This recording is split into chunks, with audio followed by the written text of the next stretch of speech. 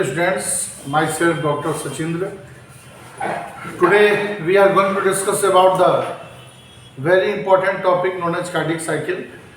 जैसा कि लास्ट के वीडियो में हम लोग कहे थे कि ह्यूमन हार्ट का डिस्कशन हम लोगों ने किया था और आज कार्डियक साइकिल डिस्कशन करने की बात हुई थी। ठीक है, तो आज हम लोग डिस्कस करने जा रहे हैं कार्डियक साइकिल पर। और कार्डियक साइकिल बहुत इंपॉर्टेंट टॉपिक है मेडिकल साइंस के स्टूडेंट्स के लिए या नीट प्रिपेयरिंग स्टूडेंट्स के लिए। तो कार्डियक साइकिल क्या होता है, सबसे पहले ये जानना है। हार्ट में होने वाला regular continuous non stop muscles contraction and relaxation for the pumping of blood का जो एक्टिविटी होता है एक बीट से दूसरे बीट के बीच में। और हम जानते हैं कि हमारा हार्ट जो है वह 1 मिनट में लगभग 72 टाइम बीट करता है। तो एक बीट से दूसरे बीट के ड्यूरेशन में जो हार्ट में जो एक्टिविटी हो रही है, जो गतिविधि हो रही है, उसको हम कार्डियक साइकिल नाम देते हैं। तो कार्डियक साइकिल एक इम्पोर्टेंट फिजियोलॉजिकल एक्टिविटी है हमारी ह्यूमन बॉडी का, जो हार्ट और लंग्स से ब्लड का सर्कुलेशन और आवागमन रहता है। उसके बारे में आज हम लोग शॉर्ट में जानने का प्रयास करेंगे। सबसे पहले कार्डियक साइकिल का डिफिनीशन हो जाएगा कि it is the regular rhythmic contraction and relaxation of the heart from one beat to another beat which is completed into 0.8 second, जो कि 0.8 सेकेंड में यह एक्टिविटी पूरा होता है।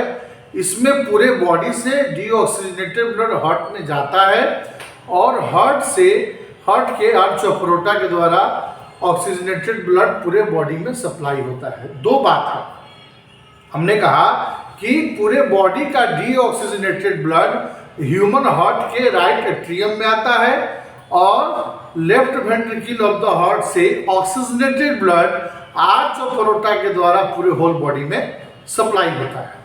तो हार्ट में ब्लड का आना और जाना इस साइकिल में होता है, जिसका डिस्क्रिप्शन हम लोग देखेंगे। सबसे पहले ग्राफ डायग्राम यहाँ ह्यूमन हार्ट का बना हुआ है। ये दोनों साइड हमने राइट और लेफ्ट लंग्स का डायग्राम बनाया है। ये हार्ट में आप देख रहे हैं, आपको मालूम है कि हार्ट में 4 चैम्बर होता है, right atrium, left atrium, right ventricle, left ventricle. Superior और इंफीरियर वेना कावा के द्वारा ह्यूमन हार्ट के राइट एट्रियम में डीऑक्सीजनेटेड ब्लड आता है। सुपीरियर वेना कावा कमर से ऊपर का डीऑक्सीजनेटेड ब्लड का मतलब होता है कि वैसा ब्लड जिसमें कार्बन कंटेनिंग मॉलिक्यूल ज्यादा हो। Superior vena cava above the waist से ब्लड लेकर के आया राइट एट्रियम में, और inferior vena cava below the waist से ब्लड लेकर के आया right atrium of the heart में। कौन सा blood? Deoxygenated blood. Deoxygenated blood right atrium में कब आएगा? जब एट्रियम में डायस्टोल रहेगा। कार्डियक साइकिल में दो वर्ड का बहुत वैल्यू है, सिस्टोल और डायस्टोल। जब हार्ट के किसी चैम्बर में कॉन्ट्रैक्शन होता है उसको सिस्टोल कहते हैं, और जब रिलैक्सेशन होता है तो उसको डायस्टोल कहते हैं। इसको समझना है। तो एट्रियम में जब सिस्टोल होगा तो blood deoxygenated blood right atrium में आएगा, और जब राइट एट्रियम में सिस्टोल होगा तो ये ट्राइकस्पिड वाल्व यहाँ मौजूद रहता है, यह ओपन हो जाएगा और डीऑक्सीजनेटेड ब्लड ट्राइकस्पिड वाल्व के द्वारा राइट वेंट्रिकल में आ जाता है। ठीक है, ओके। तो राइट वेंट्रिकल में डीऑक्सीजनेटेड ब्लड आ गया। अब जब राइट वेंट्रिकल में डीऑक्सीजनेटेड ब्लड आ गया, कब आएगा? जब राइट वेंट्रिकल में डायस्टोल रहेगा और एट्रियम में सिस्टोल हुआ और वेंट्रिकल डायस्टोल है।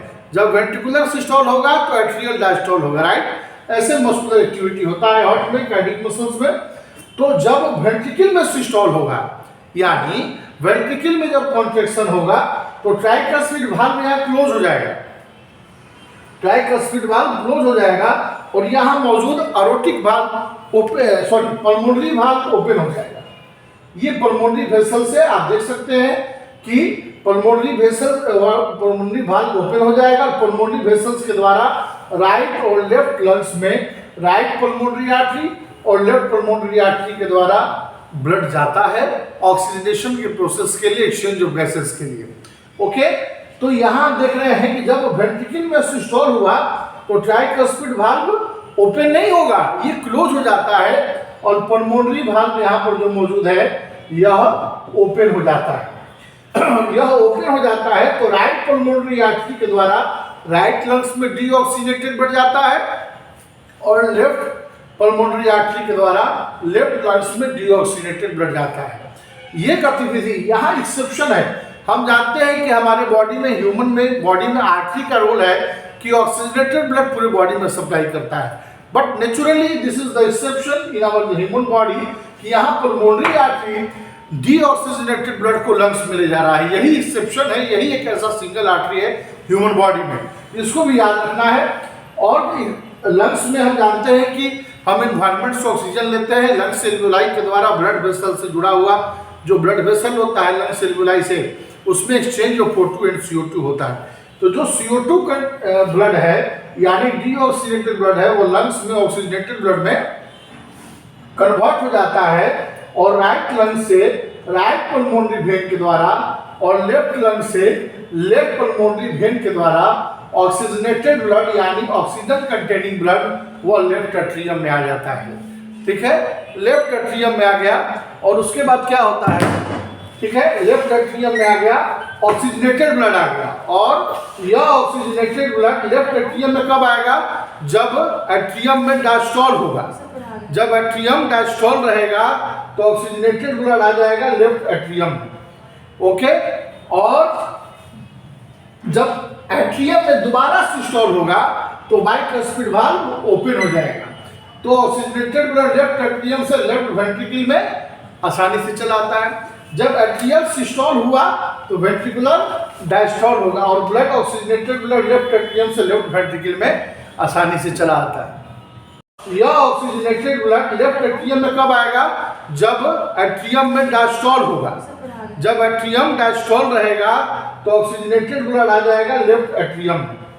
ओके, और जब एट्रियम में दोबारा सिस्टोल होगा तो बाइकस्पिड वाल्व ओपन हो जाएगा तो ऑक्सीजनेटेड ब्लड लेफ्ट एट्रियम से लेफ्ट वेंट्रिकल में आसानी से चला आता है।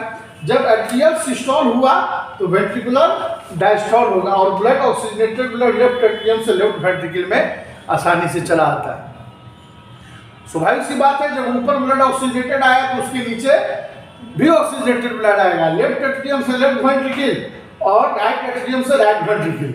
इधर डीऑक्सीजनेटेड ब्लड की कहानी है और इधर ऑक्सीजनेटेड ब्लड की कहानी स्टूडेंट्स। और जब लेफ्ट वेंट्रिकल में सबसे मजबूत चैम्बर होता है हार्ट का और ये इसमें जब ऑक्सीजनेटेड ब्लड आ जाता है और बड़ा भी रहता है ये चैम्बर, तो जब इसमें सिस्टोल होता है तो orotic valve arch of aorta जो कि arterial largest arterial blood vessel है उसके द्वारा ऑरोटिक वाल्व ओपन हो जाता है और पूरे होल बॉडी में ऑक्सीजनेटेड ब्लड सप्लाई होता है।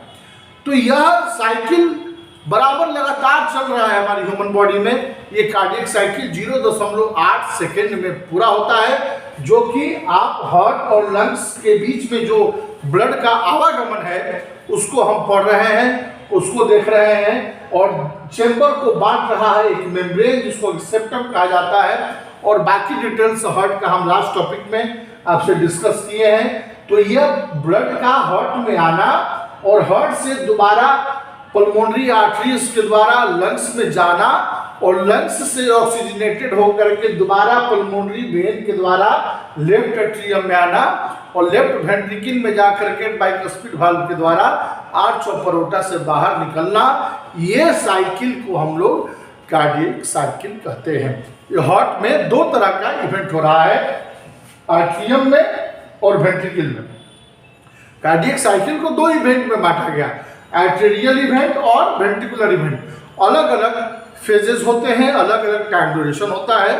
तो स्टूडेंट्स ये शॉर्ट वीडियो कार्डियो साइकिल पे था। आई होप कि ये वीडियो आपको अच्छा लगा होगा, बार बार देखिएगा तो और बेहतर समझ में आएगा। Thank you so much.